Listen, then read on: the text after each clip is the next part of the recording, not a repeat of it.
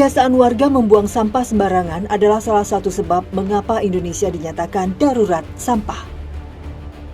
Tingginya jumlah sampah di Indonesia menjadi permasalahan yang tidak kunjung selesai. Per tahun 2024, timbunan sampah nasional mencapai 33 juta ton. Kota Jakarta menjadi penyumbang sampah terbesar dengan produksi sampah mencapai 8.000 ton per hari.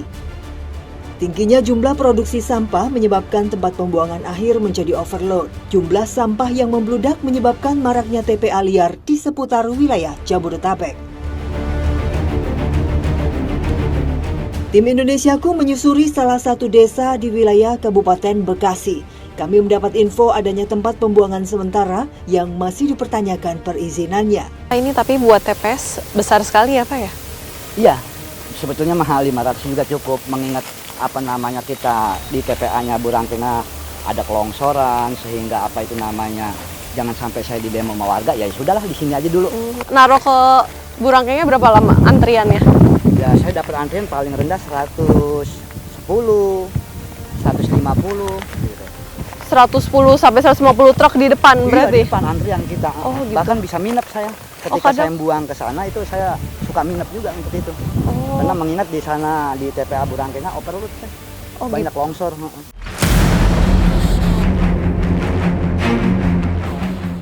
Tempat penampungan sementara ini sudah dikelola selama 8 tahun. Diawali oleh inisiatif Sade sebagai mantan kepala dusun. Ia mendirikan TPS di atas tanah pribadi miliknya. Kini TPS milik Sade dipenuhi oleh sampah rumah tangga milik warga desa Muara Bakti. Terkadang warga desa lain juga menumpang untuk membuang sampah di sini.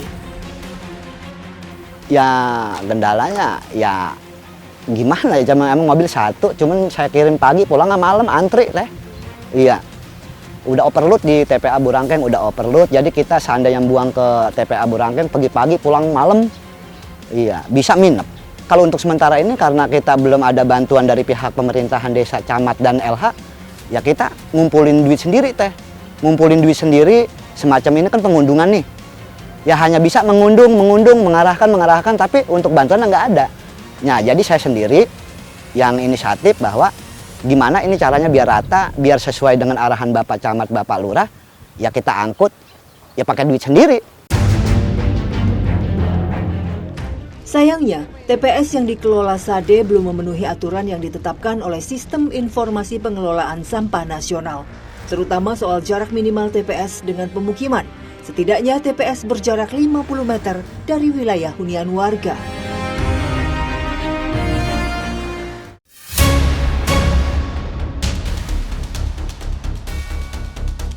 Sampah yang menumpuk di wilayah Jabodetabek sebenarnya sudah lama menjadi perhatian Dinas Lingkungan Hidup. Berbagai solusi sudah dipertimbangkan untuk menyelesaikan persoalan sampah. Tapi mengapa masalah ini seakan tak kunjung teratasi? Sebetulnya permasalahan sampah ini kalau secara umum gitu, di kota kabupaten seluruh Indonesia permasalahannya hampir sama ya Pak ya. Bicara timbulan sampah gitu. Kalau kita merujuk ke Kementerian Lingkungan Hidup, rumusannya satu orang itu menghasilkan timbulan sampah 0,7 kg sampah. Nah kalau kita kalikan 0,7 kg sampah dengan jumlah penduduk Kabupaten Bekasi, per harinya sekitar 2.400 ton sampah yang dihasilkan di Kabupaten Bekasi. Kemudian berapakah ton sampah yang sudah dikelola oleh Dinas Lingkungan Hidup?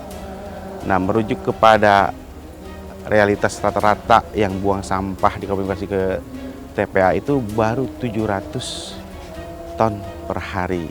Ditambah TPA berarti 750 ton per hari yang baru bisa ditangani oleh Dinas Lingkungan Hidup. Sedangkan totalnya berapa? 2.400 ton per hari. Berarti 1.650 ton sampahnya itu kemana? Nah itu jadi titik-titik sampah liar, sampah di kali maupun sampah sampai ke laut.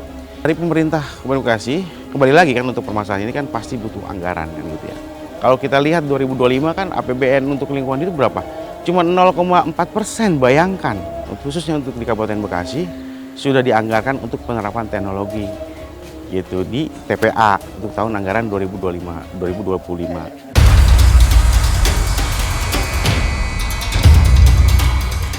Dinas Lingkungan Hidup Kabupaten Bekasi merasa sudah memberikan upaya terbaik untuk menanggulangi permasalahan sampah.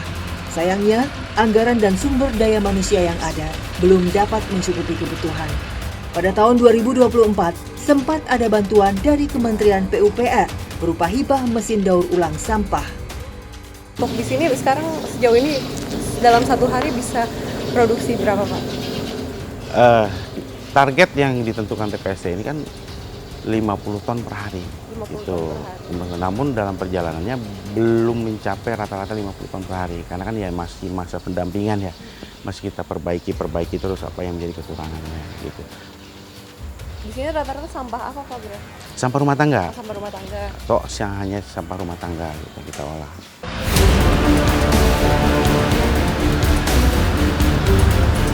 Keberadaan mesin daur ulang pada TPST Kertamukti diharapkan menjadi solusi sementara dan sedikit mengurangi tumpukan sampah di wilayah Kabupaten Bekasi.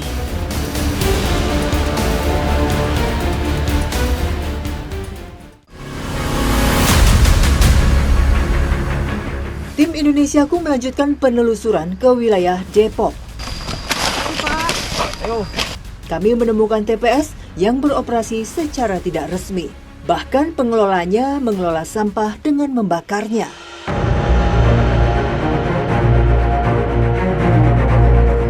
Muklis memutuskan untuk menjadikan lahan pribadinya sebagai TPS ketika ia menjabat sebagai kepala RT. Saat itu, warga mengeluhkan tidak ada tempat transit sampah yang disediakan oleh Pemda. Warga harus menunggu 1-2 minggu sekali untuk jadwal pengambilan sampah. Niat Muklis hanyalah memberikan solusi sementara kepada warganya. Selama ia membakar sampah, beberapa kali ia sempat didatangi oleh pihak pemerintah setempat. Paling yang komplain hanya yang sentimen sama saya dan nggak suka sama saya. Sentimen pribadi. Sampai tembus waktu itu ke wali kota. Dikirim videonya, saya juga kasih tahu. Ya saya hadepin.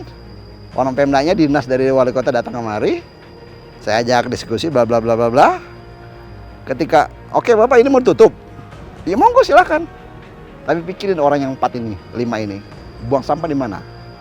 Sementara transitnya nggak ada di 03. Kan gitu. Sementara menurut Bapak, peraturan Pemdanya hanya seminggu 2 kali, akan masalah Pak. Sampah ngendep 2-3 hari, udah pasti ada belatungnya, saya bilang gitu kan. Diam. Bisa aja Pak, nih dengan kaosnya kayak gini, saya bisa aja minta bantuan pemerintah, saya nggak mau. Pemerintah pamrih, apalagi orang-orang partai, pamrih semua. Cuma ketawa doang dia, nggak ada banyak komentar. Nggak, itu langsung foto bersama. Saya dulu Pak, foto bersama maksudnya apa nih? Dokumentasi? Nggak juga. Ntar respon mereka di atas, beda tanggapannya. Enggak Pak, asli saya jamin. Ya udahlah, saya foto bersama.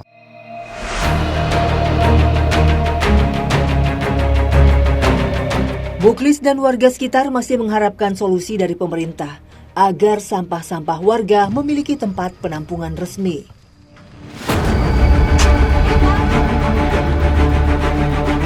Keberadaan TPS milik Muklis meringankan pekerjaan para pengumpul sampah seperti Umamah.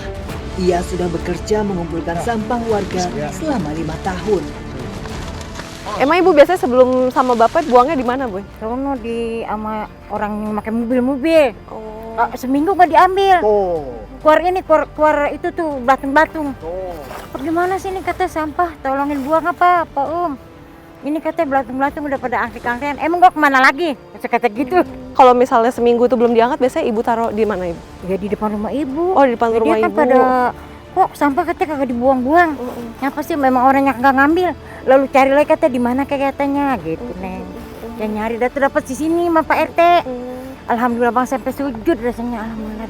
Bahkan saya capek-capek gue setarik deh. Selain Umamah, kami bertemu dengan Somat, seorang pengumpul sampah yang bekerja menggunakan kaki palsu.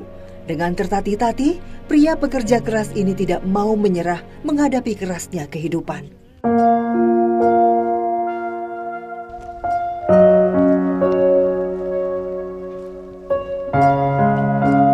Kecelakaan kerja yang dialami oleh Somat mengubah hidupnya secara drastis. Kini ia hanya bisa bekerja sebagai pengumpul sampah. Per bulannya, Somat mendapat upah sebesar Rp40.000 dari satu rumah yang sampahnya ia ambil.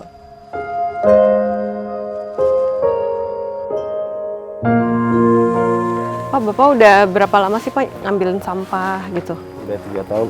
Oh, 3 tahun. Berarti sejak setelah kecelakaan itu sekarang kerjanya ngambil sampah ya Pak ya? Iya, setelah kecelakaan ngambil sampah. Tadinya mah kerja yang lain. Oh, tadinya kerja apa Pak? Apa aja. Oh, apa Bangunan aja. juga Kalau sekarang udah nggak kuat ya Pak ya? nggak kuat. Ya, Kalau istri, anak gitu? nggak. Oh, nggak ada ya.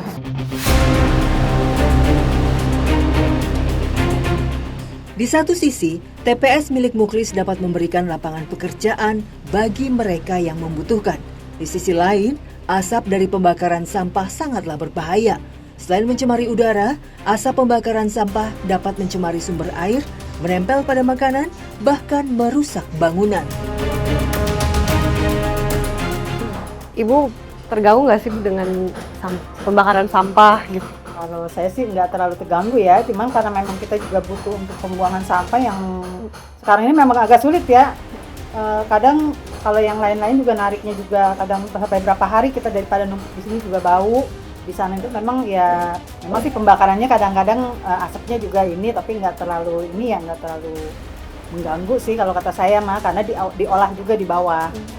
Enggak sih. Oh, enggak. Saya nggak tahu buangnya, soalnya ada yang ngambilin, cuman nggak tahu gitu. kemana. Kita bayar, cuman nggak tahu itu buangnya kemana. Oh, nggak tahu. TPA-nya, Oh, ya. gitu. Ya kalau lagi bakar, lagi ada asapnya ya lumayan terganggu. Aktivitas masif seperti pembakaran sampah seharusnya diketahui oleh pihak pemerintah setempat karena dapat merugikan warga sekitar.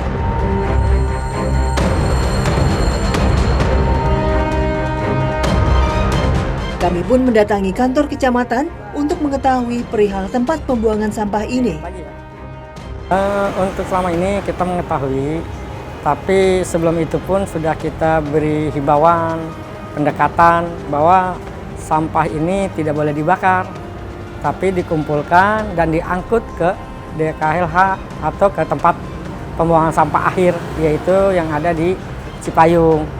Alhamdulillah selama ini untuk penekanan atau pengurangan sampah masing-masing di kelurahan itu ditekankan oleh dinas kebersihan, yaitu agar membuka bank sampah di masing-masing RW. Alhamdulillah di Kelurahan Cinere sudah berdiri bank sampah sebanyak 8 bank sampah di setiap masing-masing RW. Itu menekan tingkat persampahan yang dulu sekian kubik bisa ditekan sedemikian rupa. Maraknya TPA liar membuat warga resah dan banyak yang memviralkannya. Seperti yang terjadi di TPA liar di Dermaga Baru Pelabuhan Kali Adem. Untungnya, usaha warga kali ini mendapatkan respon positif dari pemerintah. Jadi dulu di sini itu semuanya dipenuhi oleh lautan sampah. Namun 2 minggu yang lalu pihak UPS Jakarta mengunggah postingan kalau mereka sudah membersihkan wilayah ini, dan benar saja kami mengecek ke lokasi, di sini bersih dengan sampah. Namun ini di sebelah saya masih banyak sekali sampah-sampah yang bertebaran. Tim Indonesiaku menanyakan warga sekitar terkait keresahan mereka terhadap sampah yang menumpuk di Dermaga Baru. Terganggu nggak sih, Bu? Ya terganggu sih terganggu, cuma dari kebiasaannya sih, jadi ya nggak terlalu ini juga, karena Rob datang hilang gitu. Sekarang ada diambil sama petugas kebersihan, kita bayar iuran sebulan itu 17.000. Oh, sejak kejadian kemarin jadi ada yang keliling gitu, Bu? Iya, enggak. Ini apa namanya, sejak Bapak Prabowo kasih bantuan rumah panggung dan apung itu diadakan juga kebersihan, apa namanya, petugas kebersihan. Oh, sebelum itu berarti nggak ada sama sekali?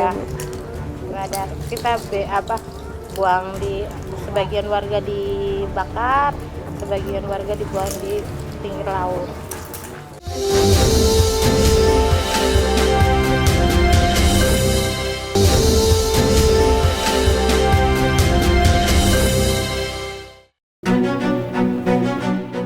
Permasalahan sampah di Indonesia harus segera diselesaikan oleh pemerintah.